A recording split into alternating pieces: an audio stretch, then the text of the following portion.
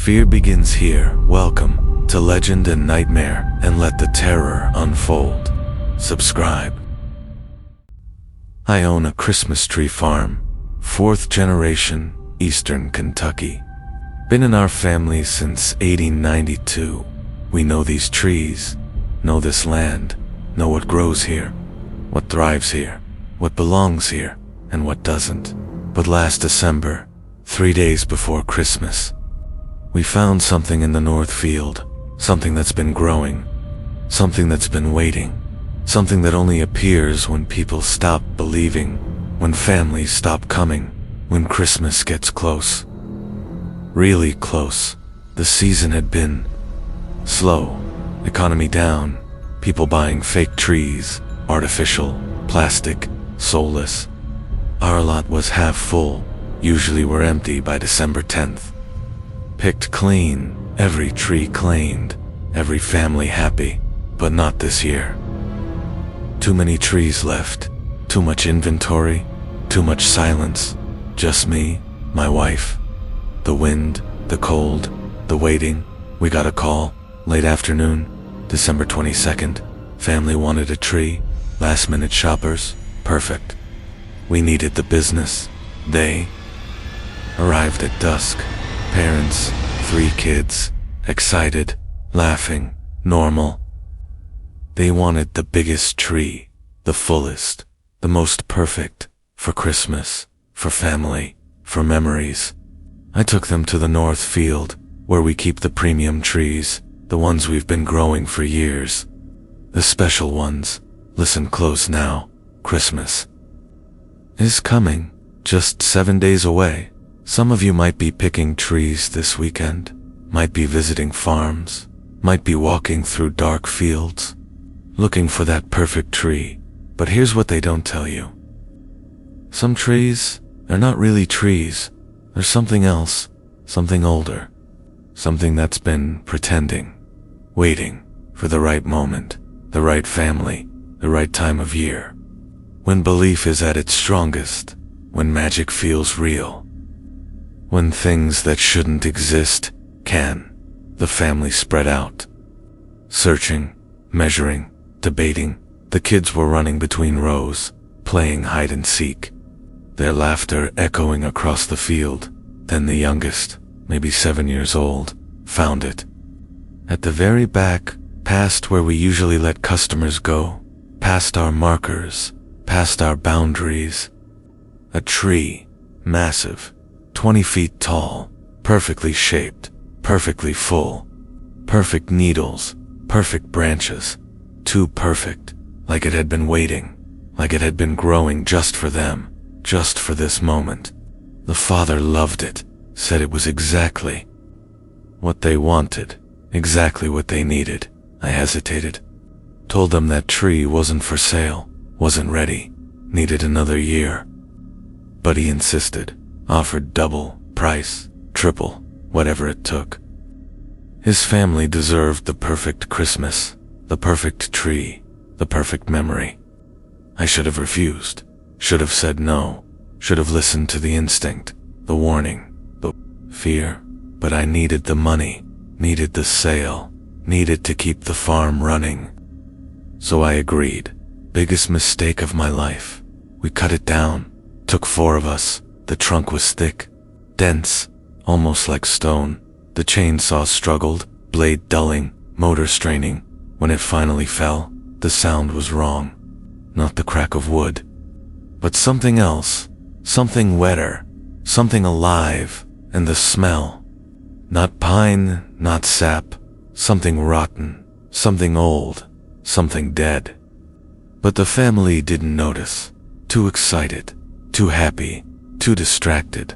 They loaded it, strapped it, drove away, waving, thanking us, promising to tell their friends about our farm, about our trees, about that perfect tree. That night, I couldn't sleep, kept thinking about that tree, about where it was, about what I'd seen in the trunk when we cut it.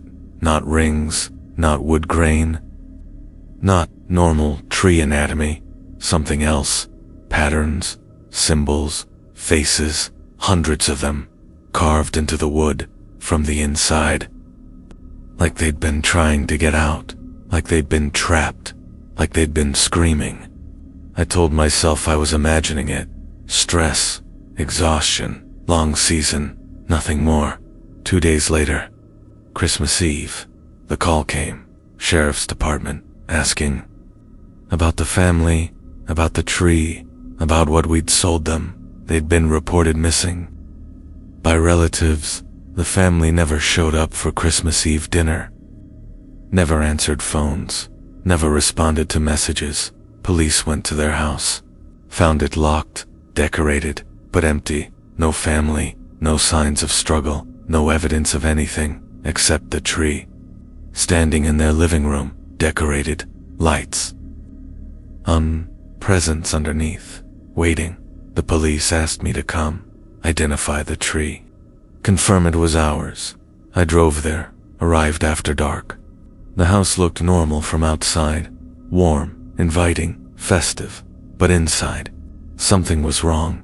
The air was cold, freezing, despite the heat being on, despite the fireplace burning, despite it being impossible. And the tree, it had grown, bigger than when we cut it.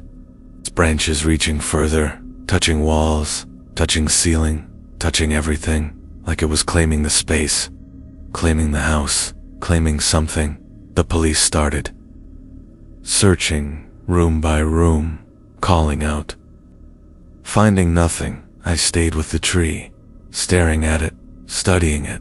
That's when I noticed the ornaments, family photos, but not the photos they'd hung. Different photos, older photos, different families, dozens of them, all smiling, all happy, all celebrating Christmas, all missing. I recognized some faces from old newspaper articles, from missing person reports, from cases that were never solved, families who vanished around Christmas.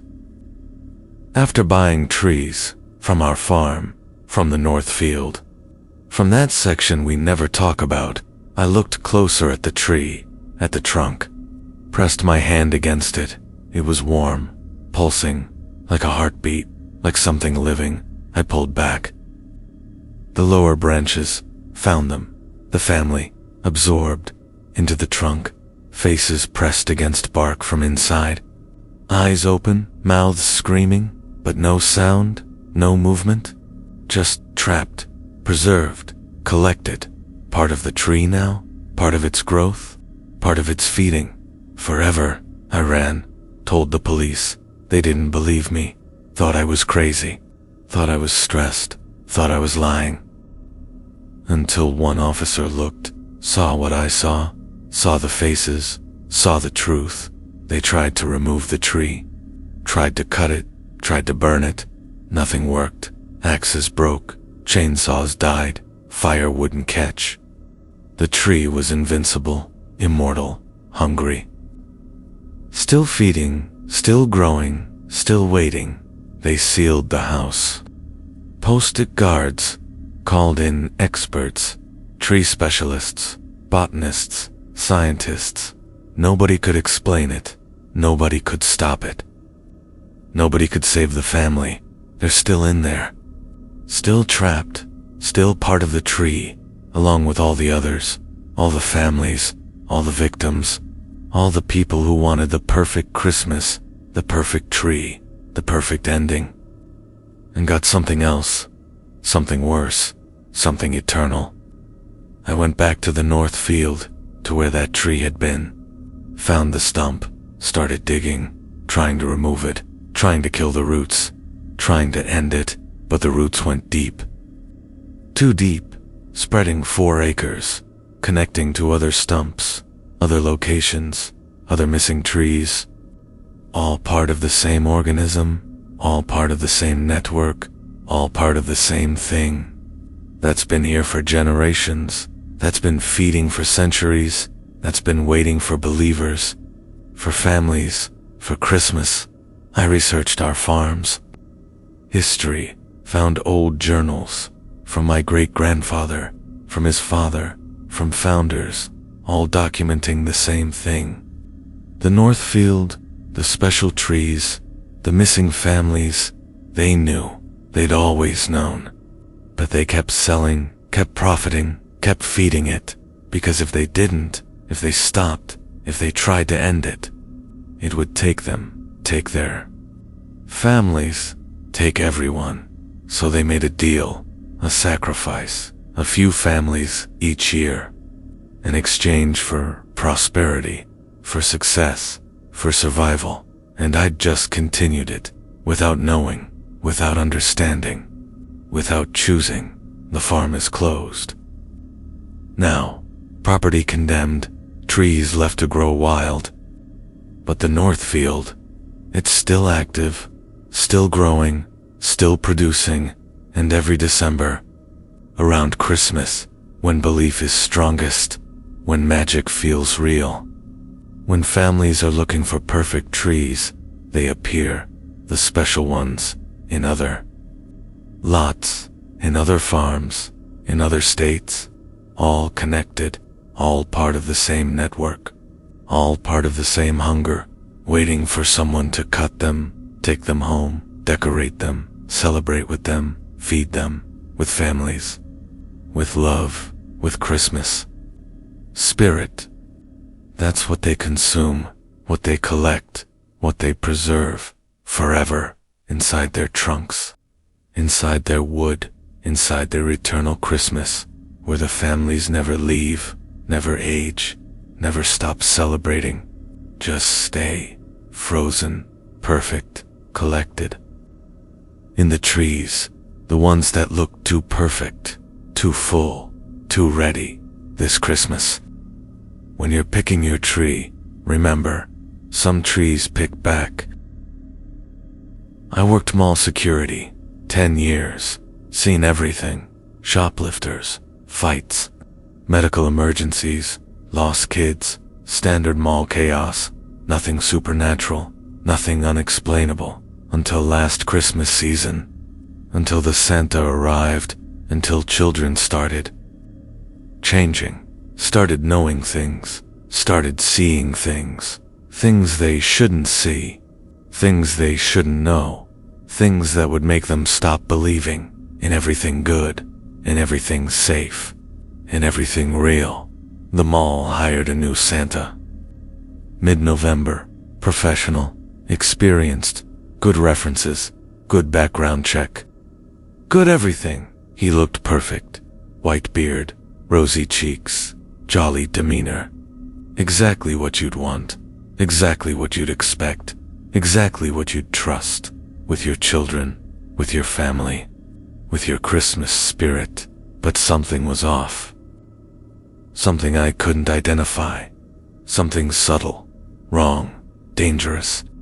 His eyes, they were wrong, too dark, too deep. Like looking into wells, into tunnels, into places without bottom, without light, without end. And when children sat on his lap, when they whispered their wishes, when they smiled for photos, he'd pause, stare at them. Really stare, like he was seeing through them, into them, past them. Reading something, taking something, learning something that wasn't his to know. Christmas is 1 week away. Some of you have young kids. Some of you will take them to see Santa this weekend, next week. Before December 25th, before Christmas morning, before the magic ends. But let me ask you something.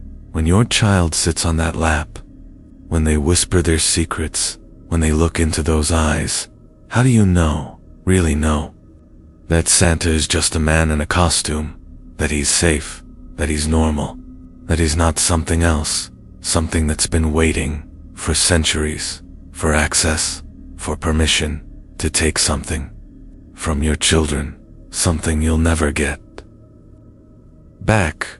First incident happened in late November. Little girl, maybe 5, sweet kid, excited. Wanted to see Santa, stood in line for an hour. Finally her turn. She climbed up, sat down, started talking. About her Christmas list, about her family, about normal kid stuff. Then she stopped mid-sentence, stared at Santa, really stared. Her smile faded, her face went pale. She started crying, screaming, wouldn't stop. Mother grabbed her, tried to calm her, asked what was wrong. The girl just kept screaming, same words, over and over. He knows everything. He knows what we did. The mother apologized, said her daughter was tired, overwhelmed, overstimulated. Standard excuses, but I saw something else in the mother's face. Recognition, fear, guilt, like the girl was right, like Santa did know. Something, some secret. Some truth that should have stayed hidden, should have stayed buried, should have stayed in the past. More incidents followed, different children, different reactions, but same pattern. They'd sit with Santa, start talking, then stop, change. Their faces would shift, their eyes would darken. They'd say things, terrible things, about their parents, about their families, about secrets, about lies, about hidden truths. Things children shouldn't know, couldn't know, wouldn't know, unless someone told them, unless someone showed them, unless someone made them see what their parents really were. What their families really did, what Christmas really meant. Parents complained, said Santa was inappropriate, was disturbing, was frightening their children. Mall management investigated, reviewed footage, found nothing. Santa never spoke, never touched inappropriately, never did anything wrong, just sat there, listened, smiled, while children broke down, while families fractured, while Christmas died. For dozens of kids, hundreds eventually, all because of him, all because of what he showed them, what he made them understand. I decided to investigate. Checked his background again, more thoroughly, found inconsistencies. Employment history didn't match, references were fake, address didn't exist. Photos were altered, he wasn't who he claimed, wasn't what he claimed, wasn't real, but he was there, working every day. Seeing children, taking something, leaving something, changing everything. I confronted him, after hours, after the mall closed, after everyone left, just us. In the empty Santa set, fake snow, fake presents, fake Christmas, for a fake Santa. Except he wasn't fake, wasn't pretending. Was something else, something real, something ancient, something that's been playing Santa for generations, for centuries, for as long as the myth existed. Taking advantage of belief, of innocence, of access. He smiled at me, that same jolly smile, that same warm expression, that same false kindness. Then he spoke. His voice was different, deeper, older, wrong. He said he'd been watching me, been waiting for me, been expecting this conversation. He knew I'd figure it out, knew I'd come, knew I'd try to stop him. But I couldn't, nobody could, because he wasn't breaking laws, wasn't hurting children, wasn't doing anything provable, just showing them truth, showing them reality, showing them what adults really are, what families really hide, what Christmas really costs. He said, children deserve to know, deserve to see, deserve to understand that the world isn't magic, isn't safe, isn't good. That parents lie, families hide things, Santa isn't real, God isn't watching. Nobody's keeping score, nobody's checking lists, nobody's rewarding good, nobody's punishing bad. It's all fake, all pretend, all designed to control, to manipulate, to keep children obedient until they're old enough to become liars themselves, to hide their own secrets, to perpetuate the cycle forever. I tried to grab him, to stop him, to do something, but he moved. Too fast, too smooth, too wrong. One moment he was in the chair, next moment behind me. His hand on my shoulder, cold, heavy, final. He whispered, close to my ear, asked if I wanted to know, really know, what I'd done, what I'd hidden, what I'd forgotten, what I'd buried so deep. Even I didn't remember, until now, until he showed me. Images flooded my mind, memories I'd suppressed, things I'd done years ago, decades ago, childhood, teenage years, young adult, all my secrets, all my shames, all my guilts, things I'd never told anyone, things I'd never admitted, things I'd convinced myself never happened, or didn't matter, or were justified, all of it displayed, examined, judged by something wearing a Santa suit, something that knew everything, everything about everyone. He released me, let me collapse, let me suffer, let me understand what he did to those children, what he showed them about their parents, about their families, about the people they trusted, the people they loved, the people they believed in. He showed them truth, raw truth, unfiltered truth, truth that destroys innocence, destroys faith, destroys childhood forever. I quit the next day, couldn't go back, couldn't watch, couldn't participate. The mall kept him hired. Through December, through Christmas, through New Year's, hundreds more children, hundreds more families, hundreds more broken beliefs, all because of him, all because of what he is. Not demon, not monster, something worse, something that feeds on ruined innocence, on shattered faith, on destroyed magic, the opposite of Santa, the anti-Christmas, the truth bringer, the belief killer. He's still out there, different mall, different city, different name, but same face, same beard, same smile, same terrible gift. The truth about your parents, about your family, about everyone you love.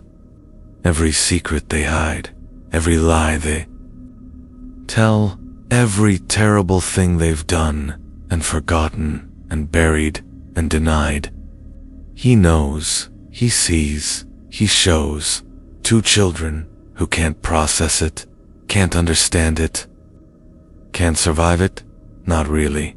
Not their innocence, not their belief, not their Christmas this year. When you take your kids, when they sit on his lap, when they look into his eyes, watch closely, watch their faces, watch for that moment when they see something, when they know something, when they change forever. Because some Santas, they don't bring presents, don't grant wishes, don't spread joy. They bring truth, cold truth, terrible truth, truth that children should never know, truth that destroys families, truth that ends Christmas for everyone, forever. He's coming, he's working, he's waiting for your children, for their innocence, for their belief. 1 week until Christmas, 1 week until he's busiest, 1 week until more children learn what you've been hiding, what you really are, what Christmas really costs, the truth, the terrible, unforgivable truth. I work for a tech company, software development, remote team, 20 employees. Never met most of them, just video calls, Slack messages, email chains, modern workplace, modern relationships, modern isolation. Last December, our manager organized Secret Santa, team building activity, holiday spirit, company culture, $20 limit, exchange gifts on video call, December 20th. Simple, fun, normal, until the packages arrived, until we opened them, until we understood someone wasn't playing. The rules were simple. Draw names, buy gifts, ship to addresses, keep it anonymous, Keep it appropriate. Keep it professional. Standard office gift exchange. I drew my coworker, Sarah, bought her a coffee mug. Generic, safe, boring. Shipped it December 10th. Tracking confirmed delivery. Everything normal? Everything fine? Everything wrong? My package arrived December 15th. No return address. No shipping label visible. No indication who sent it. Just my address, my name, my package. I opened it, found a box, black cardboard, no markings, inside, wrapped in tissue paper, an old photograph, faded, yellowed, aged, showing a car accident, twisted metal, shattered.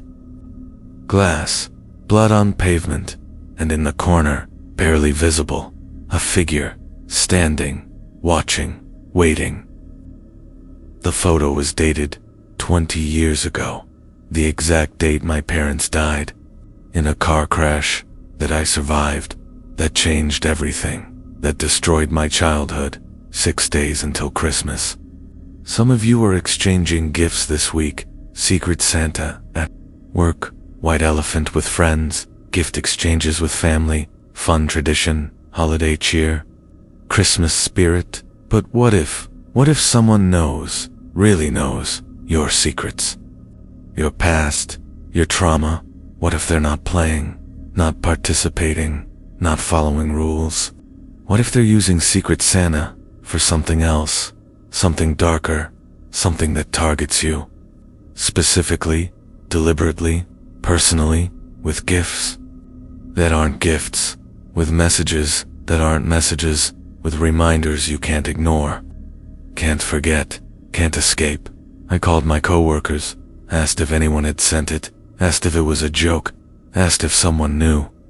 About my parents, about the accident, about what happened. Everyone denied it. Everyone claimed innocence. Everyone seemed confused, concerned, worried, but someone was lying. Someone knew. Someone sent it. For a reason, for a purpose, for something. Other packages arrived. Throughout the week, 2 other coworkers, each one wrong, each one personal. Each one targeting. Sarah got divorce papers from her first marriage that nobody knew about, that she'd hidden, that she'd buried. Marcus got medical records from a hospital stay for addiction treatment that he'd never disclosed. That could cost him his job, that was supposed to be confidential, protected, private. Jennifer got photos of her teenage son at places he shouldn't be, with people he shouldn't know, doing things he'd denied, that she'd believed, that she'd trusted. One by one, every coworker, every employee, every person in our Secret Santa received something impossible, something private, something that proved someone knew everything about everyone, every secret, every lie, every hidden truth. From the past, from the present, from the future, because some gifts hadn't happened yet, were predictions, were warnings, were threats about what was coming, what would happen, what they couldn't stop. David got a newspaper, front page, dated December 25th this year, headline about a fire, his address, his house, his family, dead, all of them, ruled arson, suspect unknown, investigation ongoing. He laughed, called it fake, called it a prank, called it impossible. Until December 25th, until the fire, until everything came true. Exactly as predicted, exactly as shown, exactly as gifted by our Secret Santa, our anonymous giver, our impossible stalker. We tried to find them, checked shipping records, traced packages, investigated addresses, found nothing. All packages came from different locations, different states, different carriers. No pattern, no connection, no explanation. Like they'd been sent by multiple people. Or no people. Or something else. Something that could be everywhere. Know everything. Access everything about all of us. The video call happened December 20th, as planned. Despite everything, despite the fear, despite knowing something was wrong, we all joined, all 20 of us, video on, microphones active, faces visible, present, accounted for, except there were 21 cameras, 21 screens, 21 participants, one extra. Nobody recognized them, nobody knew them, nobody had invited them. Just a black screen, no video, no name, no identity, just present, watching, listening, participating. Our manager asked who they were. No response. Asked them to identify. Nothing. Asked them to leave. The screen stayed active, present, uninvited. Then they typed in chat one message. Simple, direct, clear. Hope you enjoyed your gifts. More coming, every Christmas, every year, forever. You can't block me, can't remove me, can't escape me. I know everything, see everything, am everything. Merry Christmas, your secret Santa, forever. The screen went black, disconnected, gone. We tried to trace the connection. The IP address, the account, found nothing. It didn't exist in our system. Never had, never should have, but it was there, on our call, in our meeting, part of our team, watching, always watching, forever watching. More gifts arrived, after December 20th, after the exchange ended, after Secret Santa was over, bigger packages, worse contents, more personal, more painful, more impossible, things from childhood, things from dreams, things from thoughts, private thoughts, secret thoughts. Thoughts nobody could know because they were never spoken. Never written, never shared, just thought, in private moments, in dark hours, in weak seconds. Now displayed, now physical, now real, sent by Secret Santa, by something that reads minds, that knows souls, that collects secrets, forever. We disbanded. The team quit our jobs, changed addresses, changed names, changed lives, but the packages keep coming. Every year, every Christmas, every December 20th. Same contents, updated information, new secrets, new predictions, new warnings about what we did, what we're doing, what we will do. Nothing is private, nothing is hidden, nothing is safe. From Secret Santa, from the one who knows, the one who sees, the one who gives. Gifts we don't want, truths we can't handle, futures we can't change. I researched it, found others, other companies, other groups, other Secret Santa exchanges, all ending the same way. Mysterious participant, impossible gifts, revealed secrets, predicted futures, some dating back decades, others recent, all following the same pattern. Someone joins, someone knows, someone ruins. Christmas, relationships, lives, forever. Theories exist, online forums, dark web discussions, conspiracy groups. Some say it's a sophisticated algorithm, collecting data, predicting behavior, targeting people. Others say supernatural, entity, demon, something that feeds on exposure, on revelation, on ruined secrets. Few say it's human, group of hackers, organization of stalkers, network of watchers. Nobody knows, nobody can prove, nobody can stop. This week, your Secret Santa, your gift exchange, your holiday tradition. Check the participants. Count them carefully. Make sure you know everyone. Make sure they're real. Make sure they're invited. Because if there's an extra, if there's a stranger, if there's someone unknown, don't ignore it. Don't dismiss it. Don't participate. Because Secret Santa, the real one, the one who knows everything, they're playing too. They're watching too. They're gifting too. And they're gifts. They're not presents. their punishments, for having secrets, for hiding truths, for pretending to be better than you are, to be different than you were, to be safe from the past, from the truth, from the revelation that comes every Christmas, every year, forever, wrapped in paper, tied with ribbon, delivered to your door by Secret Santa, the one who knows, the one who tells, the one who never stops giving. I'm a pastor, small church, rural West Virginia, congregation of 40, mostly elderly, good people, faithful people, my people. We hold Christmas Eve service every year, tradition going back generations, candlelight, carols, communion, beautiful, peaceful, sacred, until last year, until the stranger appeared, until midnight, until we learned some traditions, they're not blessings, they're curses, they're traps that we keep springing every Christmas Eve, every year, for something that's been waiting since the church was built, since the first service, since the first midnight. The service started at 11 p.m.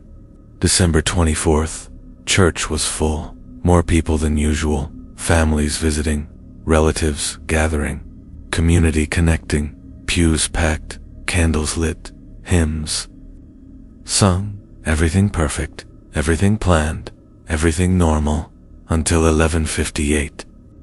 Until the door opened, until he walked in, the stranger, tall, thin, dressed in black, completely black, no variation, no texture, just black, like a hole, like an absence, like darkness given form. Christmas Eve is tomorrow night. Some of you will attend services, midnight mass, candlelight vigils, Christmas Eve traditions, churches packed, families together, communities gathered in sacred spaces, protected spaces, holy spaces. But what if? What if protection doesn't exist? What if holy doesn't matter? What if something comes? Something that's been invited through tradition, through ritual, through repetition, something that waits all year, every year, for Christmas Eve, for midnight, for that moment when belief is strongest, when guards are lowest, when doors are open, to everyone, to anyone, to anything. He sat in the back, didn't speak, didn't sing, didn't pray, just sat, watching, waiting, present. I tried to ignore him, focus on the service, on the message, on the meaning, but I couldn't. His presence was overwhelming, oppressive, wrong. The temperature dropped. Candles flickered, lights dimmed. Despite no wind, no draft, no reason, something was changing. Something was coming. Something was here. Midnight arrived. We began communion, bread, wine, body and blood. Sacred elements, holy ritual, ancient tradition. I started serving, smoothing through pews, offering sacrament, offering blessing, offering grace. When I reached when I reached him, the stranger, he smiled, teeth too white, eyes too dark, presence too heavy. He stood, slowly, deliberately, threateningly, and spoke. One word. Finally, the church went silent, completely silent. No breathing, no movement, no life. Everyone frozen, mid-motion, mid-prayer, mid-song, like time stopped, like reality paused, like existence held its breath, waiting for what came next, for what he did next, for what he was, really was. Under the black, under the form, under the disguise, he walked forward, to the altar, to the cross, to the most sacred space, and he laughed, deep, echoing, wrong, said he'd been waiting so long, so patiently, so hungrily, for this moment, this night, this gathering, when everyone comes, everyone believes, everyone opens themselves, to spirit, to presence, to invasion. That's what Christmas Eve is, he said. An invitation, a door, a welcome.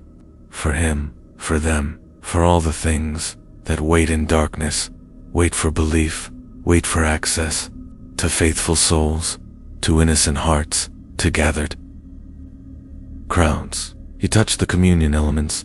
Bread crumbled to dust, wine turned black, thick, rotten. The cross on the wall started bleeding, real blood, running down wood, pooling on floor, staining everything. The candles all went out, simultaneously, leaving darkness, complete darkness, except for him, glowing, faintly, with wrong light. Cold light, dead light, that showed his real face, his real form, his real purpose. He wasn't human, never was, never pretended to be, just took a shape, wore a form, played a role. Long enough to get inside, long enough to be invited. Long enough to be present, at midnight, at Christmas Eve, at the moment when the veil is thinnest, when spirits can cross, when rules don't apply. That's why he comes, every year, to different churches, different services, different congregations, taking advantage of tradition, of ritual, of open doors and open hearts. The frozen congregation started moving, but wrong, puppet-like, jerky, controlled, not by their will, not by their choice, not by their souls, by him, by it, by the presence that he'd brought, that he'd released, that he'd given permission to enter, to claim, to possess, through the doorway. He'd created by being invited, by being accepted, by being present, at midnight, at Christmas Eve, at the sacred service. I tried to pray, tried to resist, tried to fight, but nothing worked. No prayer helped, no faith protected, no belief mattered, because he wasn't demon, wasn't devil, wasn't evil. He was something older, something before, something that exists in the gap between belief and reality, between faith and fact, between sacred and profane, a thing that feeds on the space, the uncertainty, the doubt that everyone has, everyone hides, everyone denies, especially at Christmas, especially at church, especially during sacred moments. He approached me, last, saved for last, pastor, leader, shepherd, most faithful, most devoted, most deluded, most deluded, most deluded. He said I'd been helping him for years, through services, through sermons, through rituals, every time I opened the doors, every time I invited community, every time I said all are welcome, I was inviting him, inviting them, inviting all the things that wait outside, that watch services, that attend churches, not for worship, not for salvation, not for grace, for food, for energy, for faith, that they consume, that they corrupt, that they steal from believers, from faithful, from those who think they're protected, they're safe, they're chosen. He touched my forehead, cold, burning cold, showed me visions of every Christmas Eve. For 200 years, this church, different pastors, different congregations, different times, but same pattern, same visitor, same midnight, same consumption of faith, of souls, of something that believers produce, that churches concentrate, that Christmas Eve magnifies, something he needs, something they harvest, something we grow for them through ritual, through tradition, through innocence. Then he left, walked out into snow, into darkness, into nothing. The congregation woke, released, confused, thinking they'd fallen asleep, thinking time had jumped, thinking it was a dream, but it wasn't. I knew, I saw, I understood what we had done, what we had offered, what we'd lost. Something from each person, something small, something they wouldn't miss. Immediately, eventually, when faith weakens, when doubt grows, when Christmas loses meaning, they'll notice, they'll wonder, they'll search for what was. Taken during that service, during that midnight, during that Christmas Eve, when doors were open, when hearts were ready, when something came and took and left, satisfied until next year. I canceled Christmas Eve services this year, forever. Congregation protested. Tradition, history, expectation, I couldn't tell them. Couldn't explain, couldn't warn about what attends, what watches, what waits. For midnight, for gatherings, for invitations that we give every year through ritual, through repetition, through innocence. We think we're celebrating, we think we're worshiping, we think we're gathering for God, for Jesus, for holy purpose, but we're wrong. We're gathering for something else, something older, something that's always been there. At midnight, at Christmas Eve, at the darkest moment of the shortest day, when the veil is thin, when spirits can cross, when anything can enter, if invited, if welcomed, if given permission, through open doors and open faith, tomorrow night.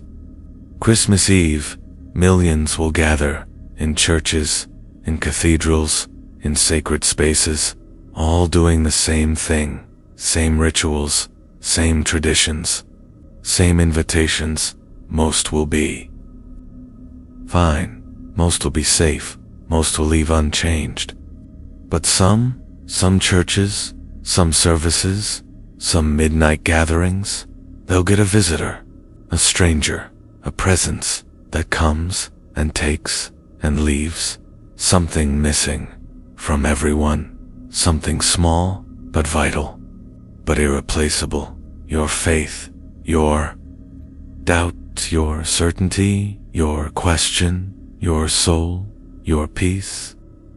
Of Christmas, forever, taken by the thing that attends, that waits, that feeds on Christmas Eve, on midnight services, on gathered believers who open doors and never close them, until it's too late, until he's inside, until you've been emptied. I collect antiques, estate sales, auctions, thrift stores, finding treasures, finding history, finding stories. Last December, I found a snow globe. Beautiful piece, handcrafted, early 1900s, glass, metal base. Perfect condition, inside, a small village, detailed buildings, tiny people, frozen scene, Christmas market, perfect, pristine, valuable. I bought it for $5. Best purchase of my life. Worst mistake of my existence, because snow globes, real ones, old ones, they're not decorations. They're not toys, they're prisons, they're traps, they're windows into places that used to exist, that still exist, somewhere, waiting for someone to look, for someone to shake, for someone to open the door. I brought it home, placed it on my mantle, admired it, beautiful craftsmanship, intricate details, the village inside it looked real, too real. The buildings had textures, the people had expressions, the snow, it moved, even without shaking, even without touching, just drifted, slowly, constantly, impossibly, inside the sealed globe. I told myself it was air currents, temperature change, something scientific, something explainable, something that wasn't. Impossible. 5 days until Christmas. Some of you are decorating right now. this week, putting up final touches, last-minute additions, holiday decorations, maybe antique ones, maybe inherited ones, maybe purchased ones. From estate sales, from thrift stores, from people who died, who left things behind, who had reasons for getting rid of items, for selling treasures, for giving away what should have been kept, should have been destroyed, should have been buried. With them, forever. But instead, it's in your home, on your mantle, part of your Christmas, part of your family, part of your life, now, forever, until it takes you. Into it, into them, into the place where decorations come from, where they return, where they trap everyone who looks too long, too close, to believing that first night I had dreams about the village, about the people, about being there, walking the streets, visiting the market, buying things, meeting people, talking, laughing, living. It felt real, more real than dreams, more solid than imagination, like a memory, like I'd been there, before, long ago, in another life, another time, another existence, when that village was real, when those people lived, when Christmas was different, was darker, was something else. I woke up cold, freezing, despite the heat being on, despite blankets, despite everything. My room was normal temperature, but I was ice, like I'd been outside, like I'd been in snow, like I'd been somewhere, cold, really cold. Impossibly cold. I looked at my hands, found frost under my fingernails, in the lines of my palms. Melting slowly, impossibly there. I'd been somewhere, during the dreams, during the night, during the sleep. Somewhere the snow globe showed. Somewhere the snow globe kept. Somewhere the snow globe wanted me to see, to visit, to join. Second night, same dreams, but longer, more detailed, more real. I met people. In the village, they knew me, called me by name, said I'd been away, said I'd been missed, said I belonged. There, with them, in the village, in the globe, in the Christmas.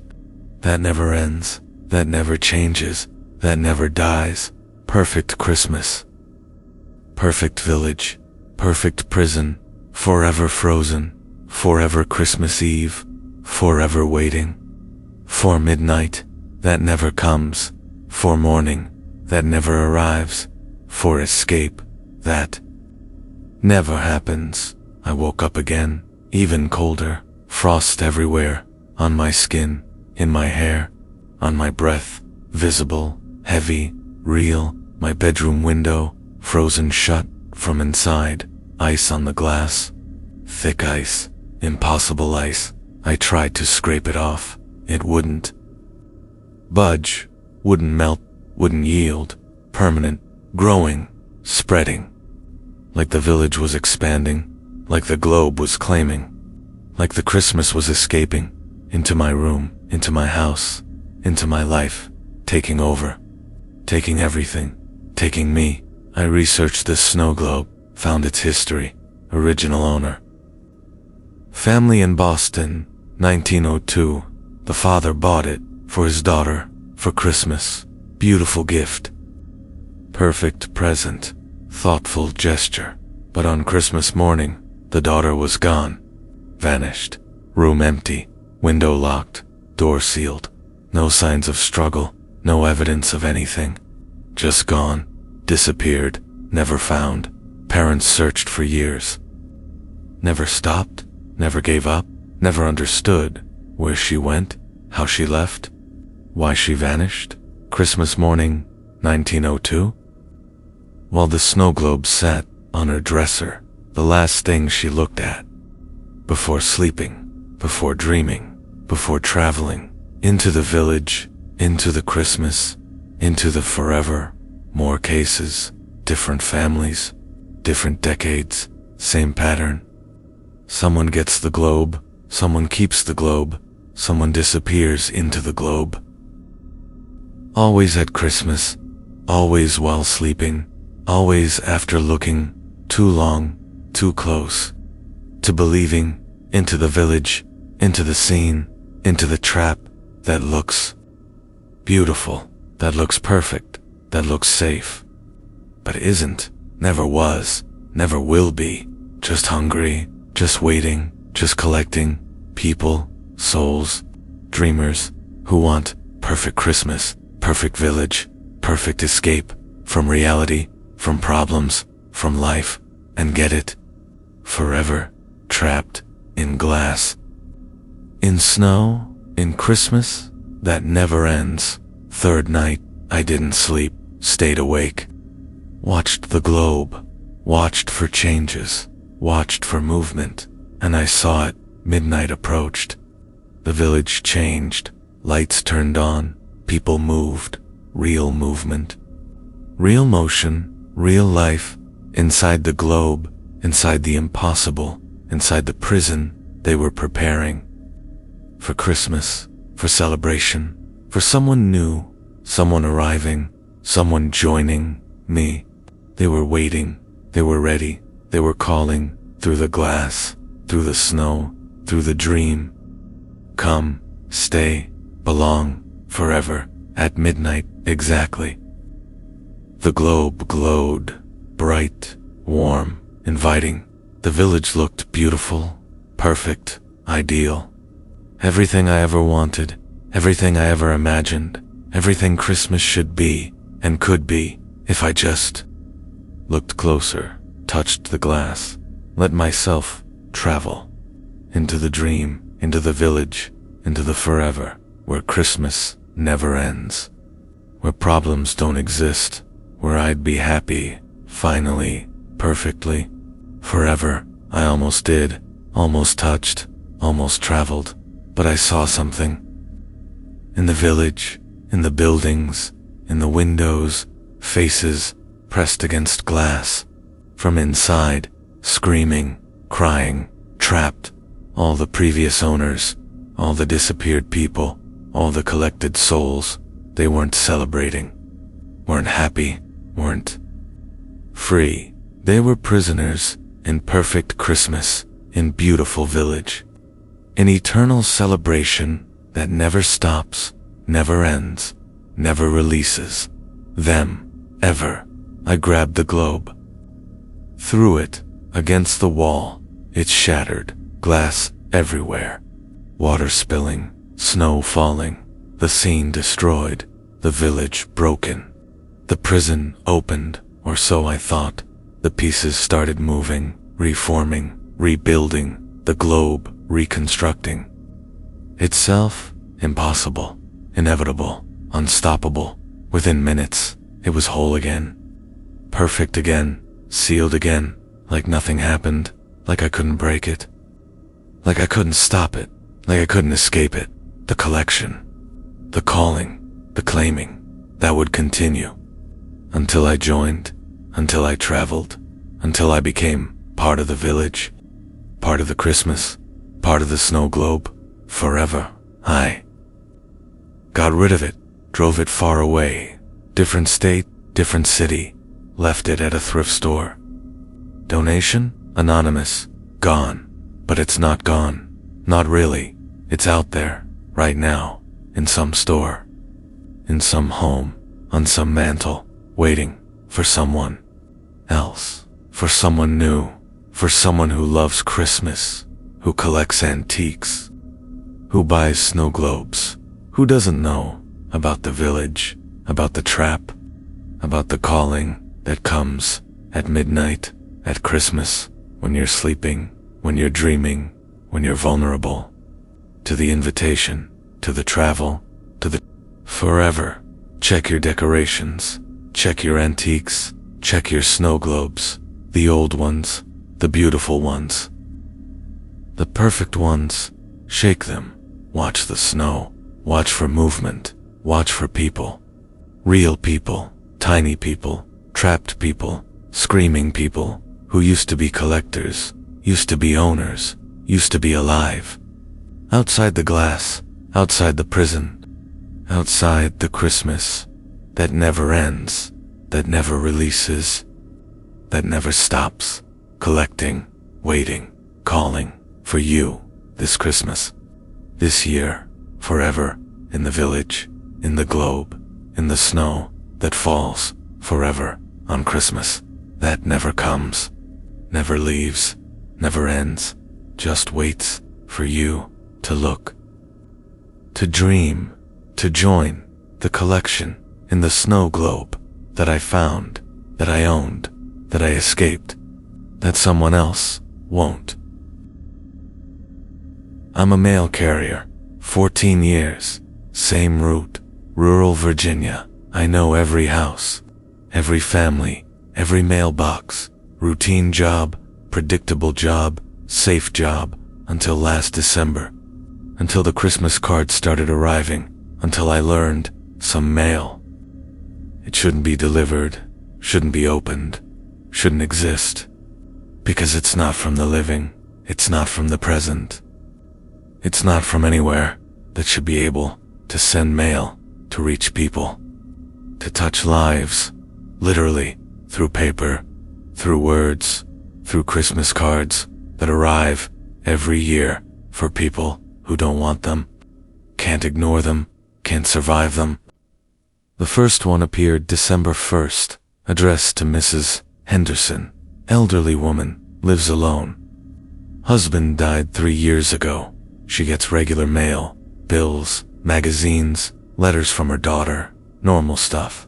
But this card, it was different, old-fashioned, hand-addressed, beautiful handwriting, no return address, postmarked from a town. That doesn't exist, not anymore, hasn't existed. For 50 years, flooded, for a dam, underwater now. Impossible, but there it was, in my hand, real, physical, deliverable. I delivered it, didn't think twice, just a Christmas card, probably from distant relative, old friend, someone from the past. Nice gesture, holiday cheer, spreading joy, standard December delivery. I moved on, finished my route. Forgot about it, until the next day, until Mrs. Henderson flagged me down, asked about the card, who sent it, how they knew, what it meant. She was crying, terrified, confused. The card, it was from her husband, her dead husband, with a message, written in his handwriting, his exact handwriting, saying things only he knew, only he would say, only he could write, impossible things, from an impossible sender, from the dead. 4 days until Christmas. Mail is crazy right now. Packages everywhere. Cards flooding in. Holiday rush. You're probably getting cards every day. From family, from friends, from coworkers, from people you barely know. You open them, read them, display them on mantles, on fridges, on walls. Happy decorations, cheerful reminders, holiday greetings. But what if one isn't? From who it claims, isn't sent by, who's listed, isn't really a greeting, a wish, a blessing. What if it's something else? Something that found you, through the mail, through the system, through the door that you open, every day, every delivery, every card, inviting it in, letting it speak, giving it permission to contact you, to remind you, to collect you. More cards arrived. Throughout December, different addresses, different families, all similar, from dead relatives, from lost friends, from people who shouldn't be sending anything to anyone, ever.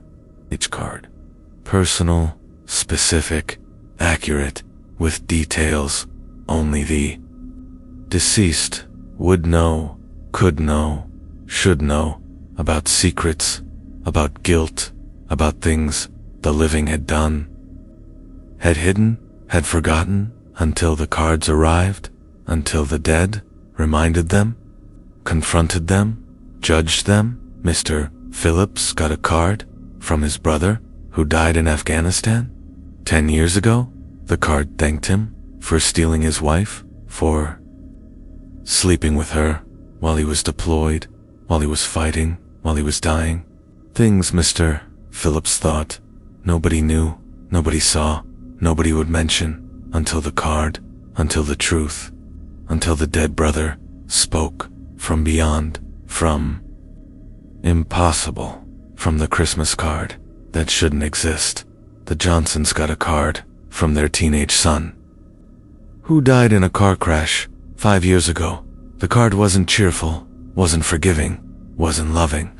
It was angry, accusing, blaming, saying they caused it, by fighting, by divorcing, by making him so distracted, so upset, so careless, that he crashed, that he died, that he left, because of them, because of their selfishness, because of their failure as parents, as people, as family. The card said these things in his handwriting, in his words, in his voice, that they could hear. Reading it, feeling it, knowing it, was real, was him, was true. I tried to stop delivering them, refused to carry them, reported them to my supervisor, to postal inspectors, to authorities. They investigated, traced the cards, found nothing, no origin, no printer, no sender.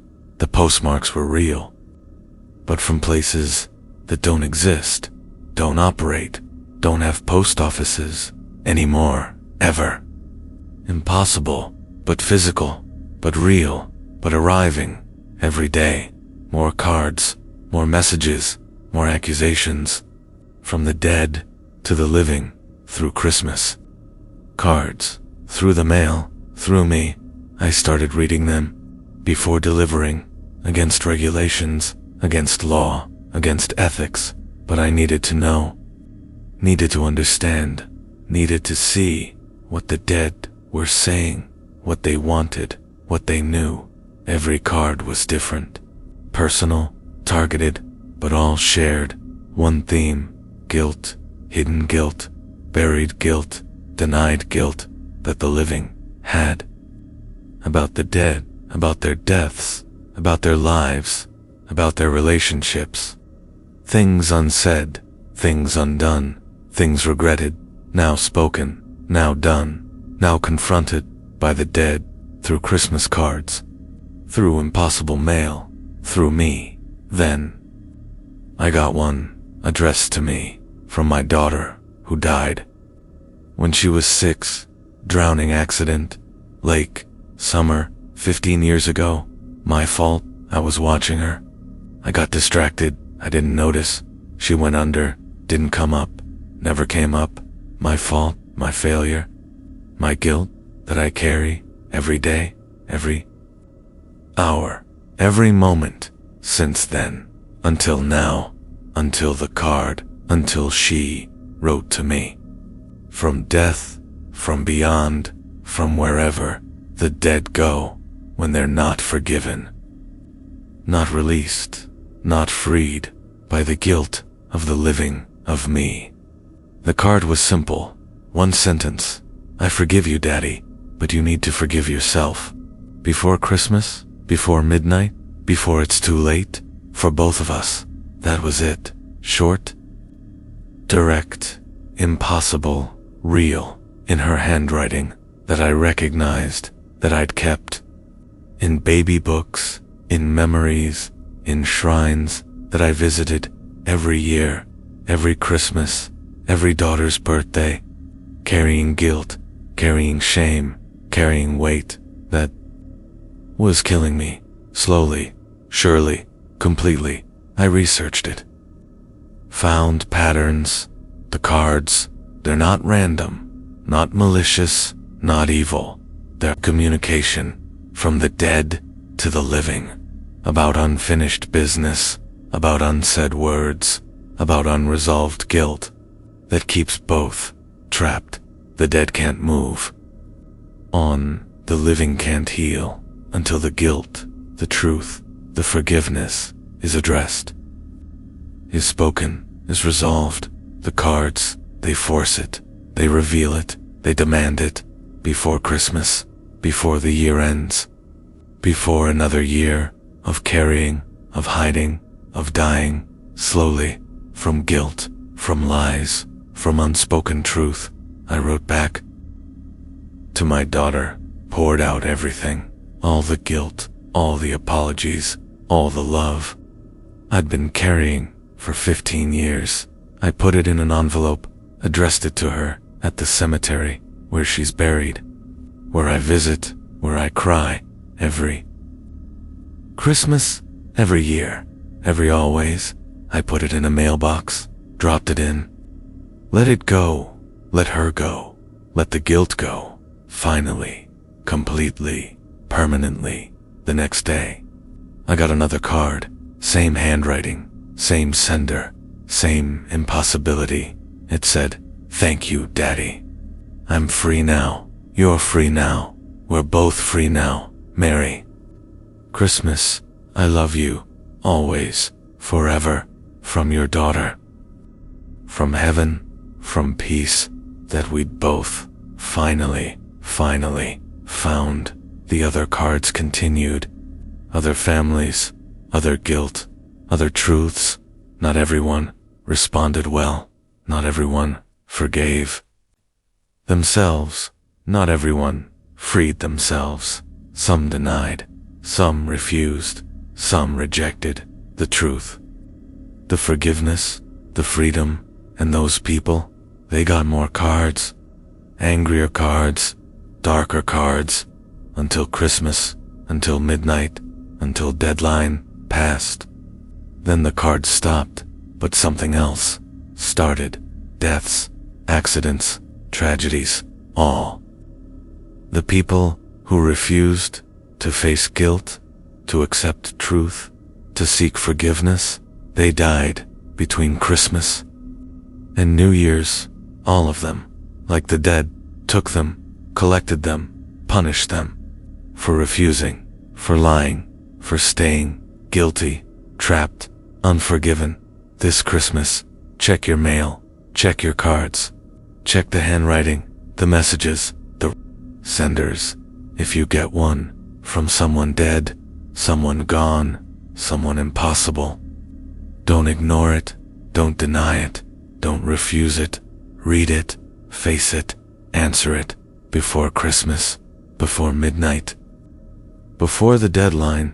The dead, they're trying to reach you, to free you, to forgive you, or to take you, to collect you, to punish you, depending on your response, on your truth, on your choice, to forgive, to face, to free yourself before it's too late, before Christmas ends, before the cards stop coming and something worse starts coming for you.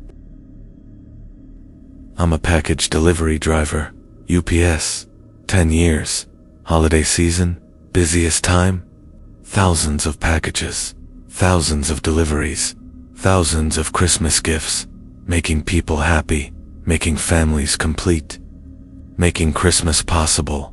Standard job, good job, important job, until last Christmas Eve, until the final delivery, until I understood. Some gifts, they're not from senders, they're not for recipients, they're for something else, something that uses Christmas, delivery, gifts, to travel, to spread, to claim, everyone. Who touches, who opens, who receives the last gift that everyone gets eventually, finally, permanently, on Christmas Eve, when it arrives, when you open it, when you become part of it, forever. Christmas Eve, final deliveries, 3 more stops. Then home, then family, then Christmas. I was tired, rushed, ready to be done. The packages were standard, Amazon boxers, wrapped presents, holiday orders, nothing unusual, nothing suspicious, nothing wrong. Until the last stop, until the last house until the last package that wasn't on my list, wasn't on my route, wasn't supposed to exist, but was there, in my truck, addressed to me, from me, impossible, temporal, paradoxical. 3 days until Christmas morning, gifts are under trees, wrapped and waiting, tagged with names, some from loved ones, some from secret Santas, some from strangers, all waiting to be opened, to be revealed, to be received. On Christmas morning, when families gather, when children wake, when presents call, but what if? What if one gift, one package, one box, it's not from who it claims? It's not for who it's addressed. It's not really a gift, a present, a kindness. What if it's something else, something that's been traveling through mail, through delivery, through Christmas, for centuries, looking for the final recipient, the chosen one, the person who will open it and release what's inside, what's been waiting, what's been trapped since the first Christmas, since the first gift, since the first giving that wasn't really giving, was taking, was trapping, was spreading through gifts. Through Christmas, through us, I stared at the package, my name, my address, my handwriting on the label, but I didn't send it, didn't order it, didn't expect it. The package was old, worn, aged, the box material, not modern, not cardboard, not standard, something older. Wood, carved wood, bound with leather, sealed with wax, like something from centuries ago, from when gifts were different, were meaningful, were dangerous, before mass production, before commercialization, before Christmas became what it is. Instead of what it was, what it started as, what it's becoming. Again, I opened it, against instinct, against warning, against sense, inside, wrapped in cloth. Ancient cloth, burial shroud. Death wrapping, final covering, an object, small, ornate, beautiful, terrifying, a box within a box, infinite recursion, endless containers, layers of wrapping, layers of protection, layers of warning. Don't open, don't look, don't receive. The final gift, the last present, the ultimate giving that takes everything, gives nothing, ends everything. I opened the inner box, couldn't stop, couldn't resist, couldn't help myself, compelled, controlled, commanded by something that wanted to be opened, to be released, to be free after centuries, after millennia, after forever of waiting in boxers, in gifts, in Christmas packages, traveling through time, through space, through delivery systems, looking for the chosen one, the final opener, the ultimate recipient who would release it, free it, spread it, everywhere, everyone, forever, inside. Nothing, empty space, void, darkness, but not empty, not really, not actually. Something was there, something invisible, something felt, something alive. It moved out of the box, into the air, into me, cold, evasive, complete, taking over, taking control, taking me. I was still there, still aware, still present, but not alone, not singular, not me. Something else was there, was with me, was me, now, forever, sharing, controlling, owning. It showed me, through visions, through knowledge, through understanding, what it was, where it came from, why it existed. The first Christmas, the first gift, the first giving, 3 wise men, 3 gifts, gold, frankincense, myrrh, but there was a fourth, not given, not accepted, not received, by the child, by the family, by humanity, rejected, refused, returned to the giver who cursed it, who changed it, who made it into something else, something that would eventually, definitely, inevitably be received by someone, by everyone, by all, through Christmas, through gifts, through giving that never stops, never ends, never fails, until the final gift is given, is opened, is received by everyone, everywhere, forever, the gift. It was an object, wasn't material, wasn't physical. It was knowledge, awareness, truth about what Christmas really is, really means, really costs. Not celebration, not joy, not love, but sacrifice, but debt, but payment. For existing, for living, for being part of humanity that rejected the fourth gift, the final offering.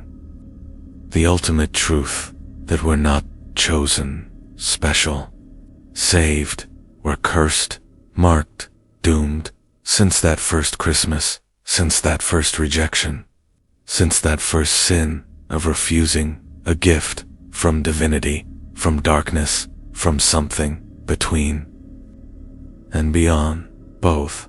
I finished my deliveries, operating on autopilot, the thing inside, controlling me, using me, spreading itself through the packages, through my deliveries, through every gift I touched, I carried, I delivered, infecting them, changing them, making them carriers, vectors, spreaders of the curse, of the gift, of the knowledge that would spread from gift to gift, from person to person, from Christmas to Christmas, until everyone had received the final gift, the last present, the ultimate truth about what we are, what we've been, what will become. When everyone knows, when everyone sees, when everyone receives the gift that ends Christmas, humanity, everything, I went home, to my family, to my Christmas, to my normal, except it wasn't normal anymore, ever again. I looked at them, my wife, my children, my family, saw them differently, saw their mortality, temporality, fragility, saw the truth.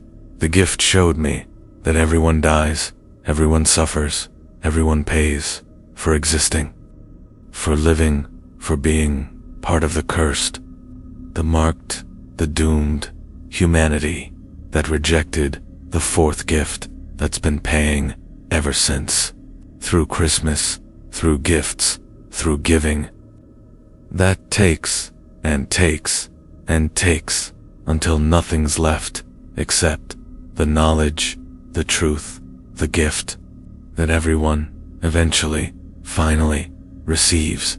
Christmas morning, we opened presents, normal gifts, normal joy, normal Christmas on the surface.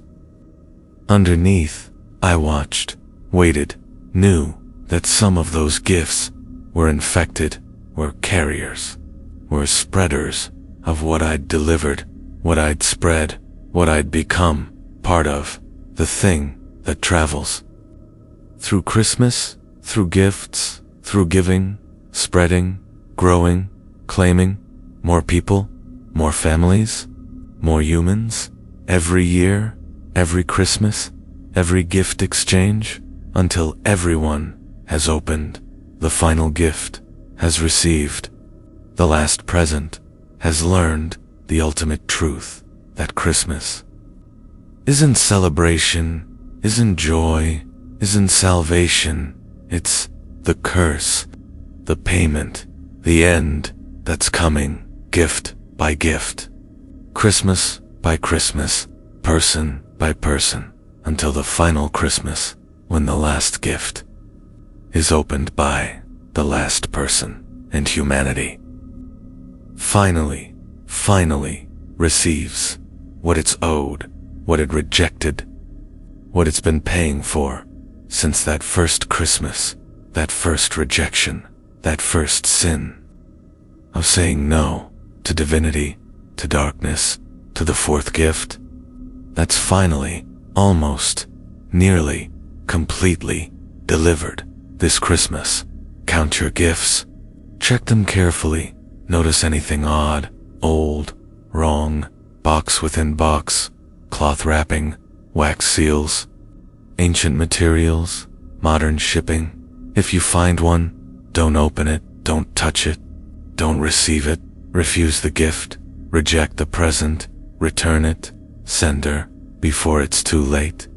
Before you open it, before you receive the final gift, the last present, the ultimate truth that ends everything for everyone, forever, starting with you, your family, your Christmas, that will never be the same.